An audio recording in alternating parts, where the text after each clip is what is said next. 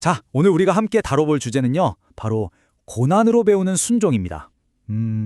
생각할 거리가 꽤 많은 아주 깊이 있는 주제라고 할 수 있겠네요. 먼저 히브리서에 나오는 이 구절부터 시작해 볼게요. 이게 참 굉장히 강력한 말씀이거든요. 근데 처음 딱 들으면 이게 무슨 말이지? 하고 좀 고개를 갸웃하게 될 수도 있어요.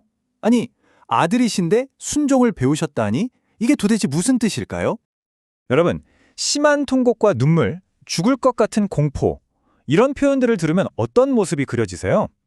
사실 우리가 보통 생각하는 예수님의 이미지랑은 좀 거리가 있죠. 바로 이 구절이 누구를 가리키는지, 그리고 이게 왜 우리에게 그렇게 중요한 건지 지금부터 한번 제대로 파헤쳐 보겠습니다. 네, 이 모습은 바로 예수님께서 겟세마네 동산에서 기도하시던 장면을 신학적으로 풀어낸 거예요. 히브리서 저자는 이 순간을 마치 예수님이 우리의 대제사장이 되시기 위한 일종의 최종 시험을 치르는 장면처럼 묘사하고 있는 거죠. 자, 이 표를 한번 보세요. 이게 정말 흥미로운데 히브리서의 그 추상적인 표현들이 복음서에 나오는 예수님의 정말 생생하고 인간적인 경험과 어떻게 딱 맞아 떨어지는지를 보여주거든요. 보세요. 심한 통곡은 핏방울 같은 땀으로 연결되고, 눈물은 죽을 것 같은 마음의 고통으로, 그리고 간구와 소원은 바로 그 유명한 기도죠. 이 잔을 내게서 옮겨주시옵소서 하는 그 기도로 구체화되는 겁니다. 그러니까 핵심이 뭐냐면요, 예수님의 기도가 응답을 받았다는 거예요.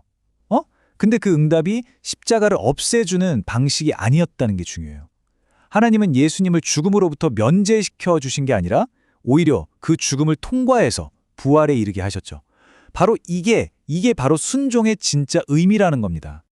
자, 여기서 순종을 배웠다는 말을 오해하면 안 돼요. 이게 뭐 예수님이 그전에는 불순종했다 이런 뜻이 절대 아니거든요. 그게 아니라 그분의 완벽했던 순종이 이 인간의 고통이라는 아주 뜨거운 용광로 안에서 제대로 검증받고 단련되어서 마침내 완성되었다는 뜻이에요. 그리고 바로 뒤에 나오는 온전하게 되셨다는 표현도 마찬가지입니다. 뭐 도덕적으로 뭔가 부족했던 게 채워졌다 이런 개념이 아니고요. 우리 인간이 겪는 가장 깊은 고통과 싸움을 그분께서 직접 다 겪으셨잖아요. 바로 그렇기 때문에 우리를 대신할 완전한 자격을 갖추게 되셨다. 바로 이런 의미인 거죠. 자, 그럼 이제 이야기가 어떻게 전개되는지 볼까요? 히브리서 저자는 이렇게 완벽한 순종의 모델이신 예수님 이야기를 딱 끝내고 나서 갑자기 독자들한테 엄청나게 날카로운 질문을 훅 던집니다. 저자가 정말 답답한 마음으로 현실을 꼬집는 거예요. 여기 왼쪽에 있는 것처럼 이젠 마땅히 다른 사람을 가르치는 선생이 되어야 하는데 현실은 어때요? 오른쪽에 있는 것처럼 다시 기초부터 배워야 하는 갓난아기 상태라는 거죠. 시간만 흘렀지 영적인 성장은 완전히 멈춰버린 그런 안타까운 상황인 겁니다. 근데 이게 머리가 나빠서 그런 게 아니에요. 문제는 뭐냐? 바로 듣는 게 둔하다는 겁니다. 영적인 감각이 완전히 무뎌져 버려서 말씀을 들어도 마음에 아무런 울림도 반응도 없는 일종의 영적 마비 상태에 빠졌다는 거죠. 이게 바로 핵심적인 진단이에요. 왜 이들이 아직도 영적인 아기 상태에 머물러 있느냐? 그 이유는 진리가 머릿속에만 있는 정보에 그치고 삶으로 부딪히며 살아내는 경험이 되지 못했기 때문이라는 겁니다. 자, 그럼 이 어린아이 상태에서 벗어나서 성숙해지려면 어떻게 해야 할까요? 히브리서 저자는 그 해답, 그 열쇠가 바로 의를 경험하는 것에 있다고 말해요. 의를 경험한다라. 이게 대체 무슨 뜻일까요?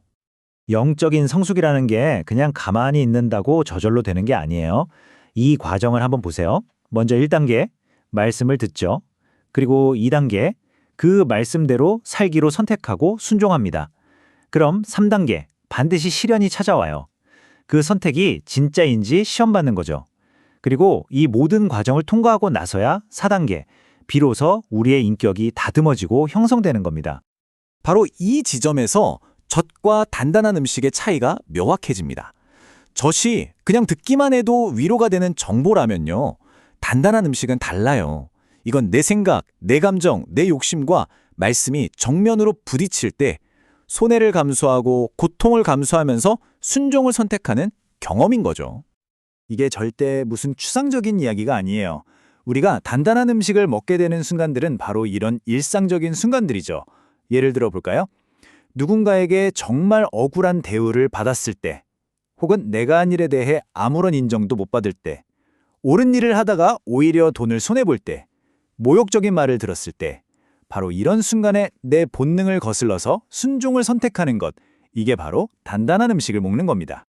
자, 이렇게 의를 경험하는 훈련, 즉 단단한 음식을 먹는 훈련을 계속 하다 보면요, 영적으로 성숙했다는 아주 중요한 증거가 나타나기 시작해요. 그게 뭐냐면 바로 특별한 종류의 분별력입니다. 성경을 보면요, 선악을 아는 것, 즉 분별력에 이르는 두 가지 길이 나와요. 근데 이 두 길이 완전히 정반대입니다. 하나는 창세기에 나오는 길이고 다른 하나는 바로 지금 우리가 보고 있는 히브리서의 길이죠. 이 둘이 어떻게 다른지 한번 비교해서 살펴볼게요. 자, 이 표가 오늘 이야기의 하이라이트라고 할 수 있습니다. 두 길의 차이를 한번 보세요.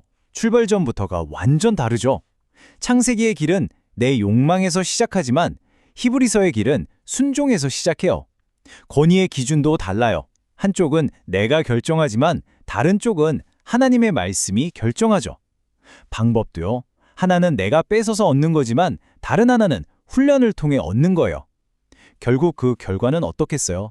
하나는 하나님과의 분리와 수치로, 다른 하나는 하나님과의 연합과 진리로 이어지는 완전히 다른 길인 겁니다. 결국 이 모든 이야기는 우리 각자에게 하나의 질문을 던지고 있습니다. 여러분의 순종은 그저 머리로 알고 동의하는 정보에 머물러 있나요? 아니면 고통스럽지만 아름다운 그 순종의 과정을 통해서 여러분의 삶 속에서 실제로 만들어지고 있는 경험인가요?